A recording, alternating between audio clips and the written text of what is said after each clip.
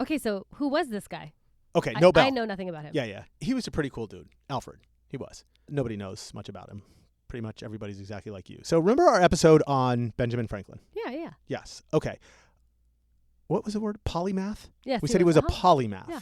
This guy, same exact as Benjamin Franklin. I don't know why he doesn't get airtime like Benjamin Franklin, or we're just idiots and we don't know enough because we just heard of Benjamin Franklin because he's part of our history and Alfred Nobel wasn't part of it. I have no idea. Whatever. The Swedes know him. Yeah, I'm sure. Well, duh. Right? So this is a moment for me as a American. I'm having okay. He was officially an inventor, a chemist, an engineer, an entrepreneur, and an industrialist. Do you even know what an industrialist does? I don't know what industrial means. Whatever. He was unofficially the most interesting man in the world.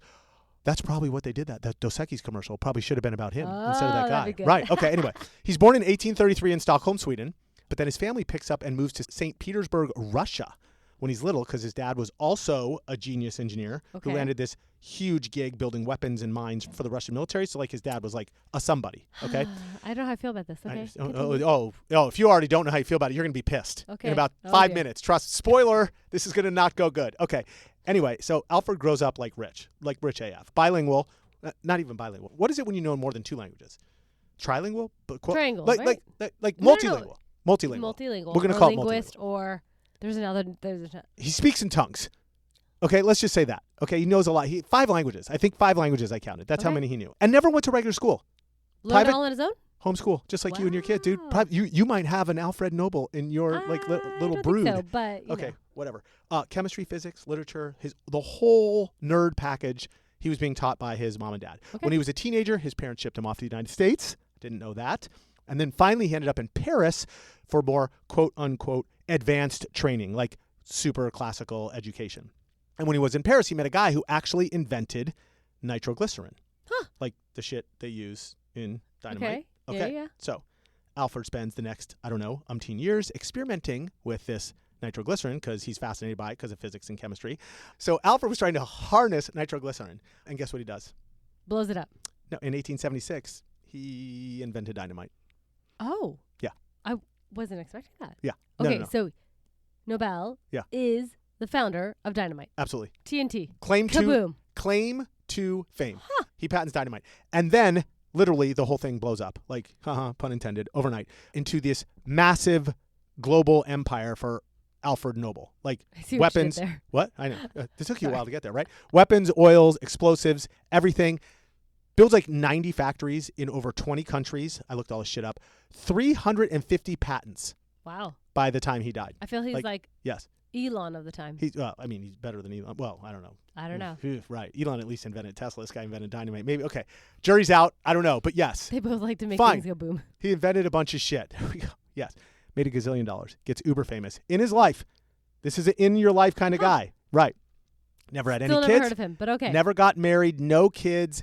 Died alone in San Remo, Italy in 1896 from guess what? What? Blowing himself up. No, he didn't. You did. What? Just kidding. I don't know. From a stroke. It was a stroke. Couldn't he have just taken his pills? Just kidding. Oh my God. Right? So nitroglycerin pills that you use for like angina patients. Like that's the good. That's the good that came from it. No. Why didn't he do the good part? Why did he do the dynamite part? Nitroglycerin is used to help people. Why is he using it to kill people? He's kind of a dick like that. I don't know. Jury's out on this guy. So anyway, I had to look up how it could be used for 2 completely opposite things. Okay. And what I could gather is this. I'm going to go super sophisticated and read this shit right now. Basically, when it goes inside your body, it breaks down into something called nitric oxide. Okay. Which relaxes vascular smooth muscle and dilates the coronary arteries. What the fuck is that? So anyway, that bomb in your body. That's how it helped, apparently. But in dynamite, the same molecular instability, the nitrate instead groups violently together like this and releases energy all at once. And that's what makes dynamite detonate instead of dilate the artery. So in your body, it dilates.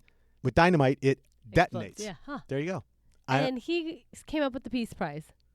So here we go. Here's the weird part. Did he have like this consciousness of, guilt? So he did. You remember what I said? How this like newspaper article might have changed history? Okay. This is the crux of this whole. This was the best part when I was doing this research. This was the greatest. Okay. So the story goes, his brother Ludwig, he has a brother. His brother Ludwig dies in 1888. Okay. I don't know, 8 years before Alfred dies. And this French newspaper, in a rush to cover this story, mixes them up accidentally and runs the obituary about Alfred. Okay. Not about Ludwig. Huh. Total mistake. So it was one of those like out-of-body experiences. Yes, where he's reading. Realization with death. Or reading his own obituary. Okay. And the headline reads, "The Merchant of Death is dead." Right. So it wasn't as if they just had a typo on the brother's name. Like they legit thought Alfred died. Oh, completely and totally. So they were writing about how this guy who invented dynamite and subsequently then killed all these people and got rich like AF, he had a minute with this whole thing. Like it was a huge deal. So full disclosure, that's probably not the entire story because I'm sure there's like a little bit more to it than that. Yeah, well, we're only sort of sophisticated, so it's fine. Thank you for that. Yes, very good. So basically after he reads the obituary, he smoked a joint, sat there for a while, reflecting on his life, his legacy, this whole thing, gets all deep and philosophical and everything, and starts thinking about how history is going to remember him as the Merchant of Death. I mean, sounds about right. Right. What? But he didn't like it. He's not okay with this. So the next day, literally wakes up, takes out a pen, rewrites his will, and decides to leave his entire fortune, almost his entire fortune. I mean, basically, Amanda, like. Well, because he didn't have kids, he didn't have a wife. Right. I mean. So we're going to say like 92.6% of his entire fortune in today's dollars, I looked this shit up, was like a few $100 million in today's money. Yeah. Okay. So this is serious shit. To create prizes that would honor people that would like do the most good for humanity in the areas of what he studied: physics, chemistry, literature, medicine, and then peace that would go on forever and ever in perpetuity. Talk about like a full circle moment. For the Nobel Prizes. Crazy. Yes. So what do people get when they win the Nobel Prize? I don't know. They get a little award, like a little thing. That's it. There's no like cash or there's no. Oh my God, I have no idea. Well, I mean, like he donated so much money. I feel like it has to be funding something. Some sort of little Oscar. I don't even know. Look that up. We need to know. Oh. Now I want to know. I'm intrigued.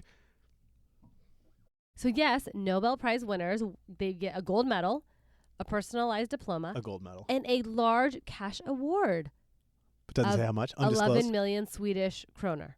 Oh my God. Which is like $1.2 million US. Oh, it's so serious. Right, and if there's multiple, then it's split amongst multiple. Yeah, because they've had multiple. Okay, makes sense. Look at that. Yeah, that's wild.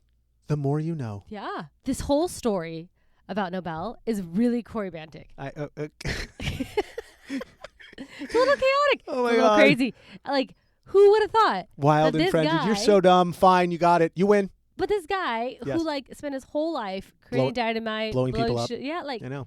And then turns around, has an epiphany, and then creates this fund to create these prizes. Yep. That actually you do get money from. But like we just talked about how you get that money in Swedish dollars.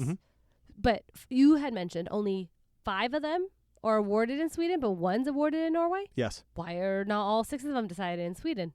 Hey, thanks for listening. If you like this content, subscribe, leave a review, and share with us your episode ideas. We'll pretend like they're ours and pass them off as our own. If you like this short and want to watch another, click here. If you want to catch a whole episode, click here.